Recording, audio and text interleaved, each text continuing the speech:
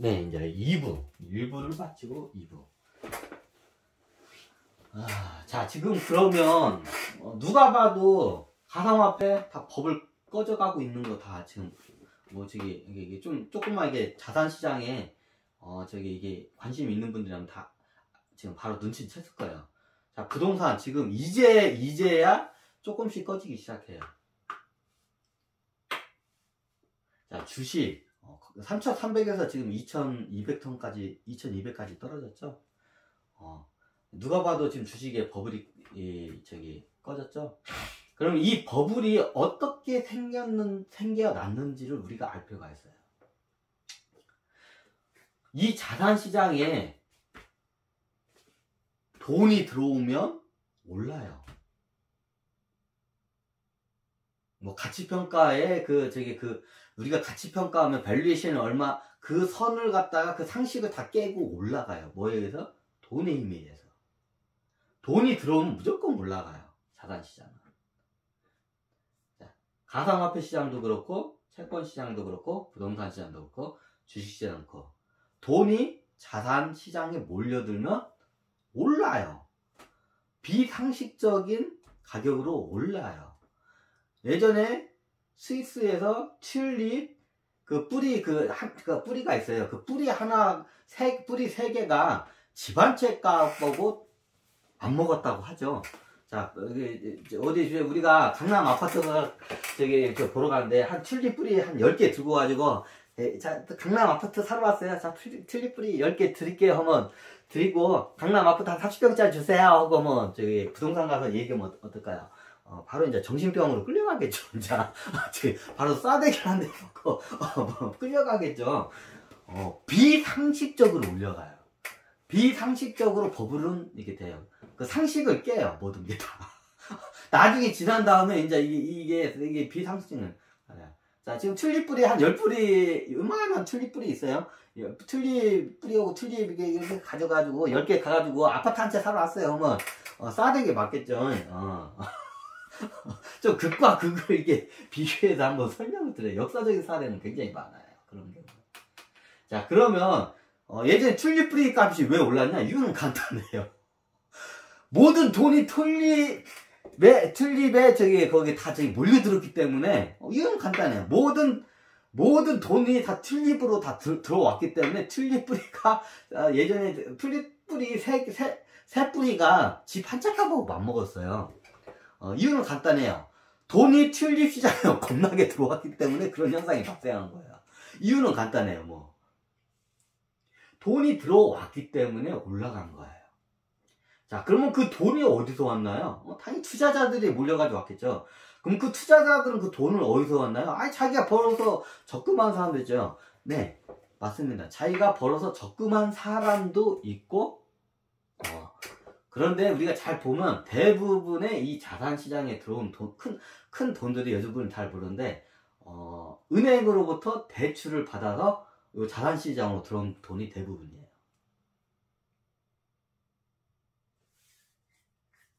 예를 들어서 부동산을 담보로 해서 주식을 사고, 주식을 담보로 또 주식을 사기도 하고, 주식을 담보로 가상화폐를 사기도 하고, 뭐 부동산 담보로 가평을 사고, 일반 개인들은 파생할 수 있는 그 제도적인 게 한계가 있기 때문에 그게 안 돼요. 근데 우리 개인들이 모르는 영역이 있어요. 어떤 영역이요? 우리가 월가나 이런 기관 투자자들이나 이런 애들이 있죠. 자산운용사 같은 애 있죠. 얘네들이 어떻게 하냐면 파생을 해가지고 겁나게 채권에서도 파생을 몇 번 하고, 가상화폐로도 그거 다 최종적으로 투자하고, 주식도 투자해가지고 이게 같이 지금 좀 꺼져가는 과정인데, 그래요. 지금 이 4대 자산의 시장이 올라간 이유는 은행에 있는 돈이 자산시장에 들어왔기 때문에. 이유는 간단해요. 아주. 은행으로부터 대출을 받아서 그거를 투자를 한 거예요. 자산시장에.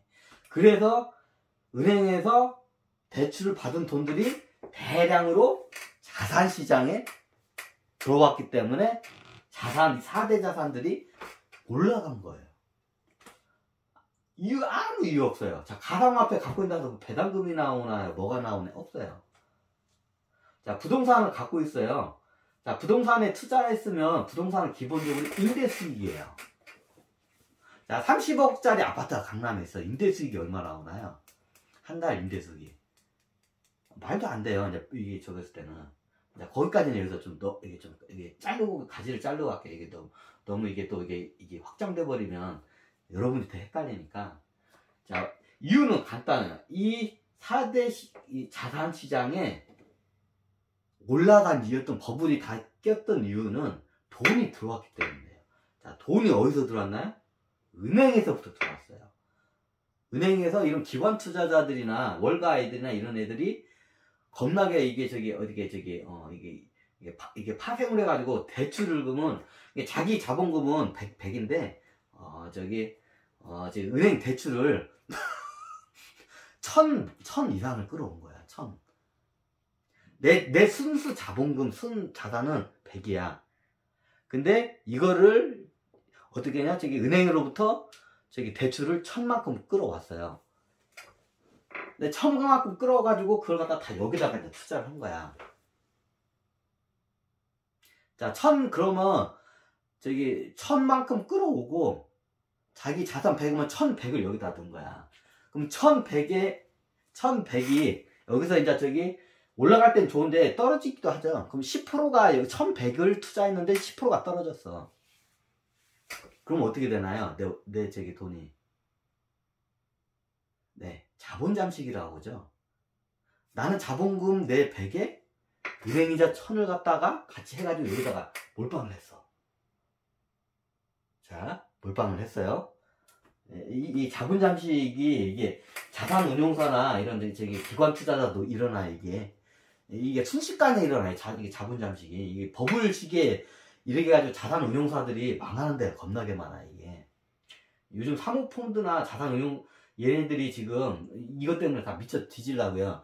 이미 자산운용사 사모펀드도 지금 제가 봤을 때는 자본 잠식 돼 가지고 이제 고객 돈까지 다 까먹어 가지고 이게 문제가 된 애들 겁나게 많아요.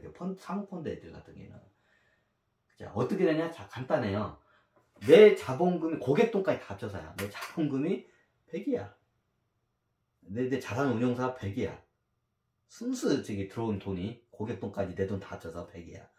이 100을 담보로 해서 얼마야? 1000을 은행으로부터 대출 받아요. 그러면 1100이 되죠. 대출 받은 돈 1000. 자본금 100. 그럼 합치면 1100. 1100을 여기다 투자를 해요. 다 넣어요. 이제 여기다 골고루 이제 넣어요. 자, 여기서 수익이 나면 그만큼 레버리지를 쉽게 얻겠지만 손실이 났을 때 이제 문제예요. 버블 시기에는 다 떨어지니까 손실이 나겠죠. 여기서 10%만 손실이 나도 자본 잠식이 돼요. 자, 1100을 넣었는데 1100이 10%가 손실이 났어. 1100의 10%는 얼마인가요? 110입니다. 너무나도 당연하죠. 계산 바로 되죠. 그러면 1100에서 110이 손실이 났으면 얘를 갖다가 지금 현금화하면 900밖에 안 되나? 1100, 맞구나. 900밖에 현금화가 안 돼요. 근데 여기다가 투자했을 때는 1100을 투자했죠. 내 돈 100, 빚 1000. 그게 가능하냐고? 가능해요. 아니, 회사들도 우리 부채 비율 보면 1000% 이상 넘는 회사도 쓰도록 하잖아요. 금융회사나 대부분 증권회사, 은행이나 금융회사들은 1000%가 넘는 회사도 쓰도록 해요. 그래서 이게 무섭다는 거예요. 그럼 뭐 금융회사들 다 그건 몰라요. 하지만 의심이 가는 부위는 많아요. 뭘 보면 아냐고요? 영업이익률을 보면 알아요. ROE를 보면 알아요. 만약에 ROE가 부채를 1000까지 져서 이게 한 회사잖아요. ROE가 100 이상이 넘어야 돼요. 100이 넘는 회사들이 수두룩하게 있어야 돼요. 최소한 50, 60은 넘어야 돼요. 부채를 1000을 진 회사들이 ROE가 100 이상이 넘어야 그게 당연한 거예요. 그런 회사 있나요? 없죠. 그럼 뭔가 이상한 거예요. 이제 이게 금융회사의 이제 특징이 있기 때문에 먼 자산의 특성을 그래서 파악을 해야 돼요. 자, 여기까지만 가겠습니다. 여기서 이제 눈치 빠른 분들은 다들 눈치 채겠지만, 자, 내 거 100인데 1000회인데 10%만 이게 떨어져도 900이에요. 그러면 빚이 1000이고 자산이 900이야. 근데 지금 내 자산을 처분해봐야 900밖에 없는데 빚이 1000이야. 자, 빚청산하면 이 회사는 마이너스 100이야. 이걸 이제 자본 잠식된 회사라고 해요. 마이너스. 자, 요런 자산 운용사들이 지금 짝값비리에요. 지금 우리나라만 그냐고요? 전 세계적으로 그래요. 특히 월가가 제일 심해요. 그래서 피똥 싸고 있는 거지, 애들이.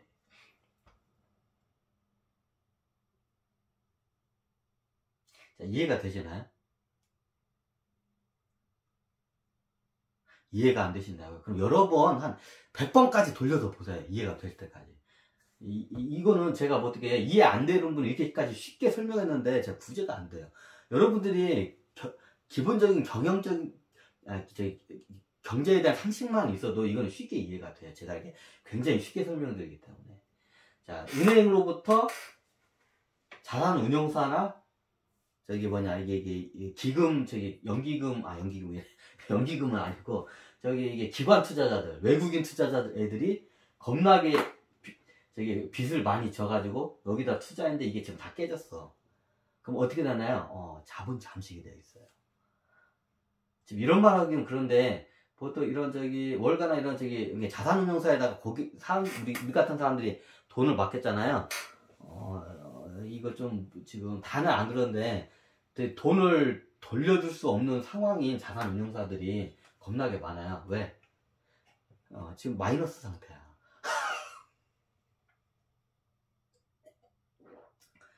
회사의 투자금이 계좌가 마이너스야. 총 자산을 다 청산해도 마이너스야. 고객 돈 다 까먹고 오히려 마이너스야. 그 마이너스는 누가 책임지나요? 그럼 그거를 잘못 빌려준 은행이 그건 떠나야 돼요. 그래서 은행이 부실해져요. 이제 앞으로 불어올 수 있는 시나리오예요, 지금. 은행은 돈을 많이 띄면 부실해지죠, 당연히. 그런 은행에다 누가 돈을 안 맡기겠죠. 현재 상황이 그렇습니다.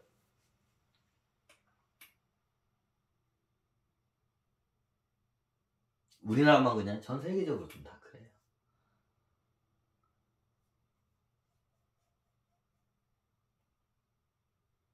자, 그러면 이 돈이 어디서 왔냐? 은행은 당연하지. 은행은 우리가 적극 예금을 하면 그거를 회사나 이런 자산운용사에다 빌려주고 그렇게 해서 수익 남기는 거잖아요. 너무나 다 당연하죠. 자, 여기서 질문 하나 들어갑니다, 제가. 자, 여러분들 지인들 주변에서 그냥 무작위로 한 10명만 딱 뽑아보세요. 자, 여러분들 주변에 여러분들을 포함해서 여러분들 지인 중에 무작위로 딱 10명만 딱 뽑아보세요. 그리고 그 10명의 재정 상태를 한번 잘 보세요. 자, 여기서 은행에다가 적금한 사람과 대출을 받은 사람을 한번 보겠습니다. 자, 은행에다가 적금한 사람도 분명히 있을 겁니다.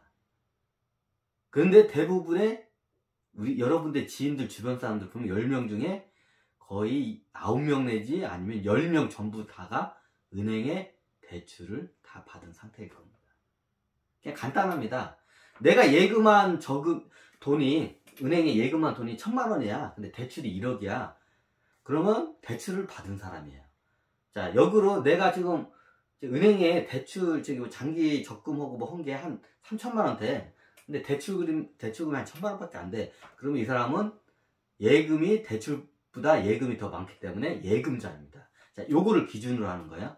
자, 예금자와 대출자를 이제 여기서 구분을 할 겁니다. 여러분 주변에서. 여러분들이 직접 여러분 주변에 지인 중에 딱 10명만 자기 본인을 포함해서 그러면 지인 9명이 되겠군요.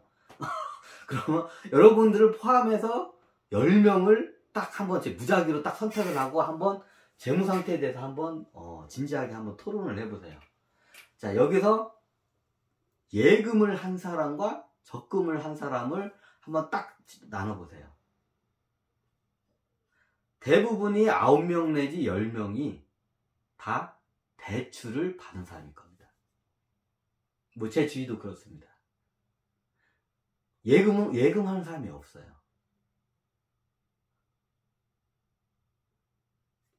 예금해도 조금.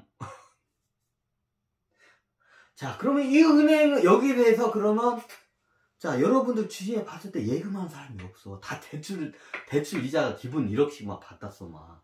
전세자금 대출 뭐 해가지고. 예금이 없어요. 다 대출을 받았어. 여러분들의 주변 상황에, 주변 사람들의 딱 10명만 뽑아요. 여러분들 포함해서. 아마 제가 봤을 때는 평균적으로 9명, 많이 해야, 예금자가 1명, 10명 중에 1명 있을까 말까 할 거예요. 대부분이 다 대출자일 거예요.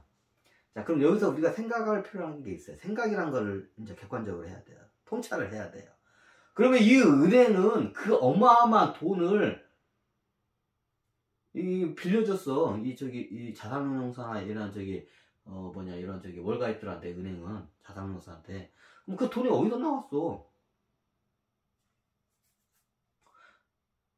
자, 은행으로부터 예금을 하고 그 예금한 돈을 누군가에게 빌려준 게 당연하죠. 그럼 예금한 돈만큼 대출이 나가는 게 당연하죠. 근데 대출을 받은 사람은 많아. 회사들도 기본적으로 대출을 많이 받았어요.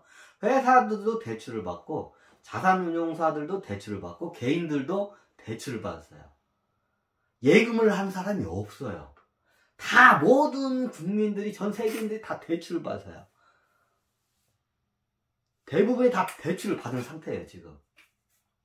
자, 그럼 여기서 대출을 그렇게 많이 받았으면 누군가가 적금을 겁나게 많이 했어야 돼요. 자, 적금을 누가 했나요? 자, 이거를 우리가 이제 지금 상황이 어떤 상황에 우리가 올려져 있는지, 이 세계 경제가 어떤 상황에 올려져 있는지를 우리가 알 필요해요. 이거 코미디예요, 지금. 세계 경제가 이거. 이제 이걸 예전에 제가 몇 번 얘기를 했는데, 얘기를 해봤자 여러분들이 이해를 못하기 때문에, 이제는 이해를 여러분들이 해야 할 때가 왔기 때문에, 제가 이제 이 전 세계 경제가 지금 코미디예요. 지금 개그예요, 이거는 진짜로. 나중에 100년, 200년 후에, 아유, 우리 조상들은 참, 야, 참, 이게 간땡이가 부었지. 아주 이게, 참, 개그맨들이었다고 다. 어떻게 저렇게 멍청할 수가 있지. 그러니까 코미디를 했다. 아마 후손들이 나중에 하면서, 아유, 저 멍청한 저 조상들 이렇게 할 거예요. 그 조상이 여러분들이에요, 지금. 자, 여기서 자, 설명을 할까요? 지금 상황이 굉장히 코미디예요. 근데 이 코미디 상황을 우리가 이해를 해야 돼요. 근데 대부분의 사람들이 이걸 이해하고 싶지 않을 거예요. 왜? 앞으로의 이 사실이 맞으면, 앞으로의 이제 내 현실이 너무 비참한 현실이 이제 펼쳐지게 하기 때문에 이 현실을 회피하기 위해서 이 진실을 외면하게 될 거예요. 하지만 이거는, 엄연한 사실입니다. 현재 진행형인 사실입니다. 이제 이거에 대해서 제가 예전에 좀 이게 문제가 있다고 저였는데, 자, 현재 은행은 일반 개인들이 예금한 거 없어요. 자, 기준금리가 0. 몇 프로고, 은행에서 1%도 안 줘, 예금금리를. 그게 얼마적 이야기예요? 작년까지만 해도 작년, 재작년 할 때 생각 다들 나시죠?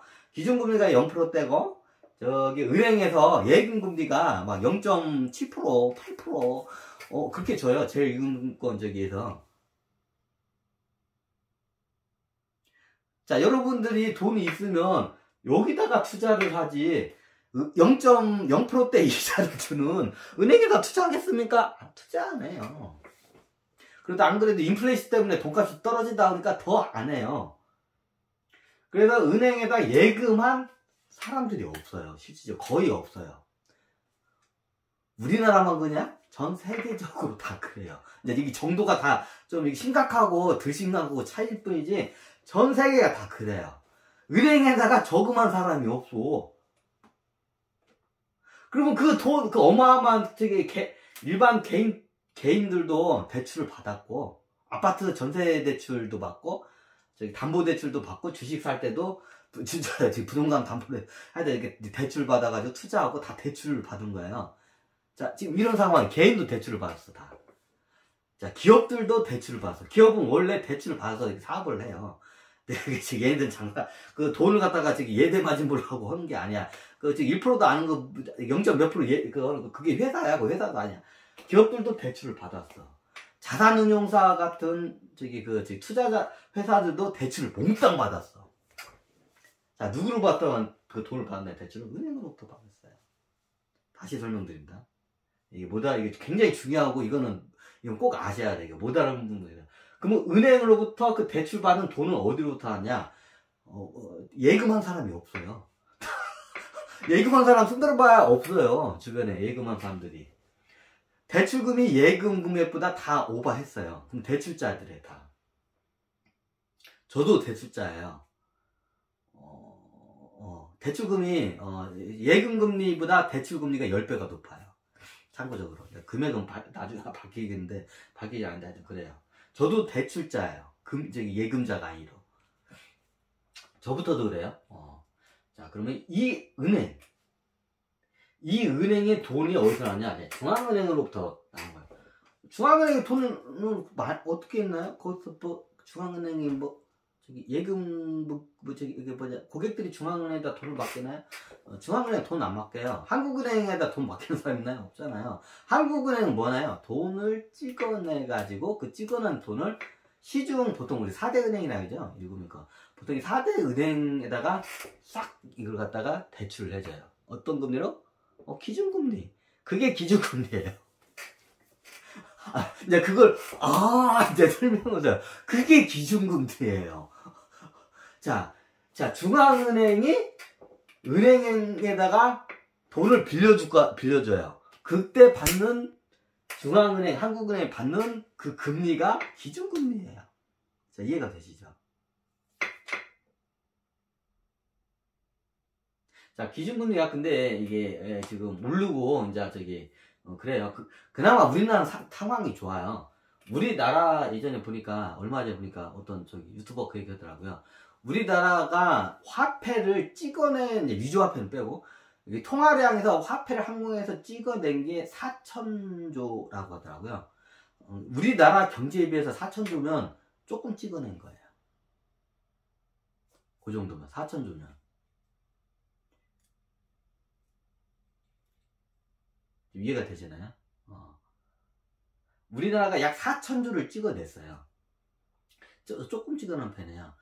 근데 문제가 뭐냐?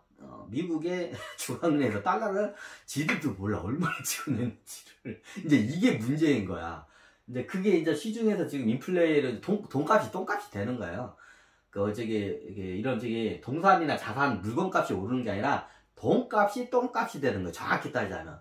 돈값이 똥값이 된다는 거를 그걸 갖다가 인정하기 싫어. 누가? 미국 중앙은행과 미국 정부에서는 그걸 인정하기 싫어. 그냥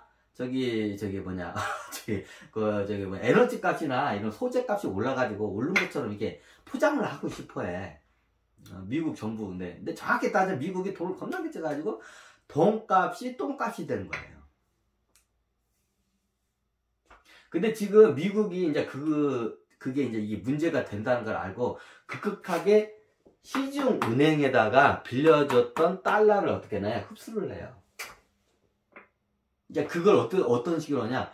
기준금리를 빅스텝, 자이언트 스텝에서 지금 3.25%까지 올렸죠? 3.25%로 해가지고 이걸 끌어들여요.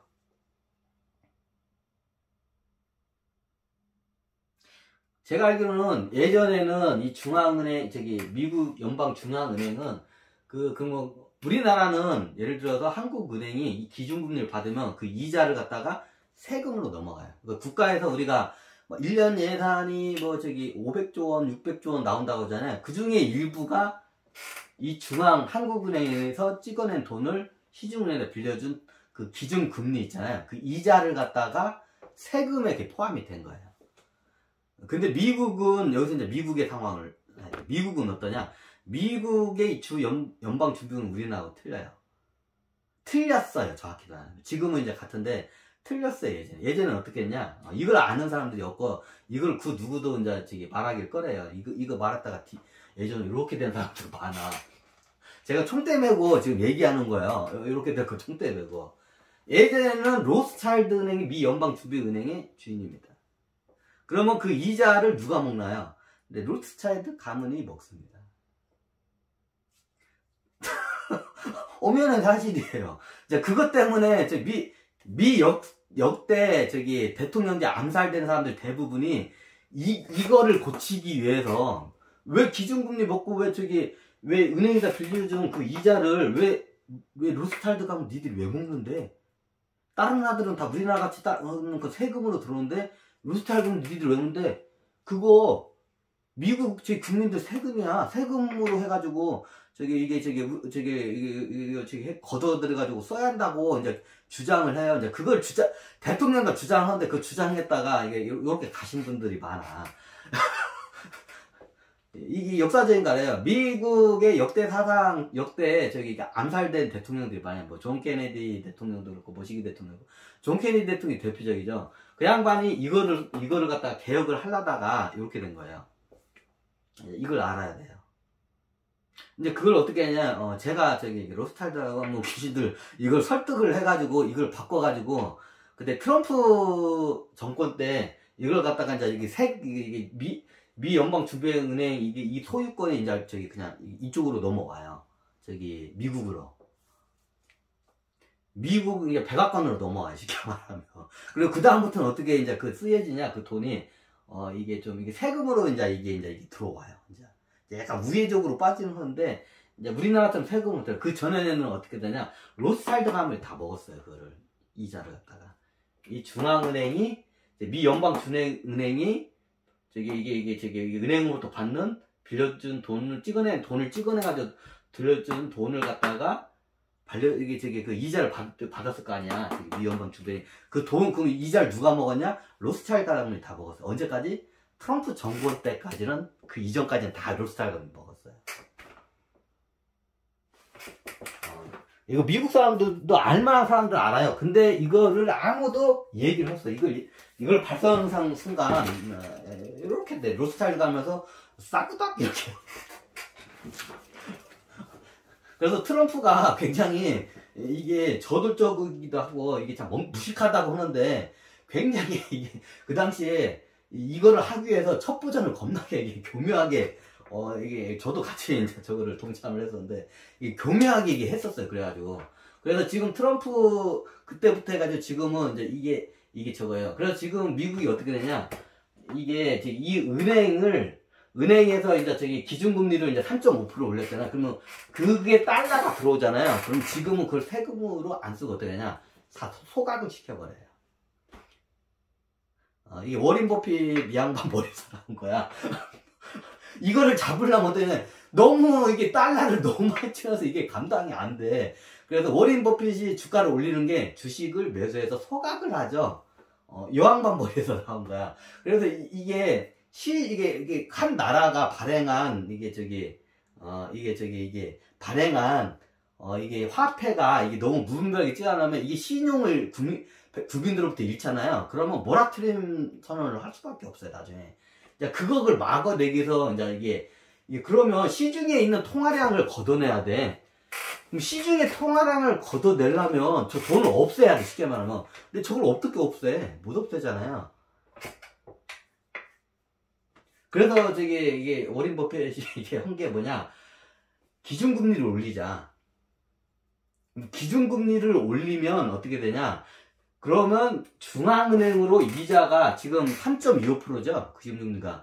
그러면 3.25%가 은행으로부터 중앙은행으로 매해마다 3.25%가 올라가요. 이제 앞으로 더 올릴 거예요. 그럼 예를 들어서 이제 5%까지 올리고, 심하게는 이제 이게 인플레이가 안 잡히면 10%까지 올릴 거예요, 기준금리를. 예전에 역대 미국에서 10%까지 이상까지 올린 적이 있어요. 이게 많이 인플레이가 안 잡히면 이제 이거를 이제 시행할 거예요. 이제 미국에서는 할 수밖에 없는 상황이에요. 왜? 미국이 지금 모라토리엄을 선언하게 된 상황인데, 지금 그렇게 할 수밖에 없는 상황이에요. 이제 이걸 먼저 전 세계인들 인지를 해야 돼요. 이거는 미국만의 문제가 아니라 이건 전 세계인들의 문제예요. 예전에도 했지만 미국의 이게 화폐 달러가 무너지면 전 세계 화폐도 같이 이게 도미노 현상이 일어나요. 원체 깊게 뿌리를 박았기 때문에. 그래서 지금 어떻게 되냐, 지금 인플레이가 안 잡히면 이걸 지금 이게 저건데, 이게 단계적으로 지금 3.25%까지 올렸죠. 여기서 한번 끊고 할까요? 여기서 한번 끊고 가겠습니다. 30분이 넘었네.